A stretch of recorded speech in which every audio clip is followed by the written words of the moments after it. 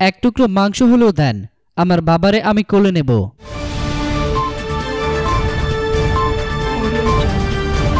Dhaka medical college হাসপাতালের সামনে স্বজনদের ভিড়। কেউ খুঁজছেন বাবা, কেউ খুঁজছেন স্ত্রীকে, কেউ ভাইকে, কেউ বোনকে। স্বজনদের এই ভিড়ে রুবিনা ইয়াসমিন খুঁজছেন তার আদরের ধন সন্তানকে। আজ বিকেলে দেখা যায় ঢামেকের সামনে ছেলে রেহানকে খুঁজে ফিরছেন সন্তানহারা রুবিনা। যা পান একটু মাংস হলেও একটু হলেও এনে দেন, আমার বাবারে আমি কোলে নেব। আমার বাবারে ডাকলে আসবে না। আমার বাবার অনেক স্বপ্ন ছিল বিদেশ যাবে, ও নর্থ সাউথে পড়ে। আমার বাবারে আমি ডাকলে আসবে তো? যা পান আমার বাবার একটু বের করে দেন। দেখেছেন আমার বাবারে কেউ দেখেছেন? এভাবে আহাজারি করে বুক ফাটা কান্নায় ভেঙে পড়েন মা। এমনই হাজারো স্বজনদের আহাজারিতে ভারী হয়ে আছে ঢামেকের মর্গ এলাকা। নিহতের স্বজনের আহাজারিতে চকবাজার থেকে ঢামেক মর্গ পর্যন্ত হৃদয় বিদারক চিত্র। শুধু চকবাজার ঢামেক নয়, এই ঘটনায় গোটা দেশে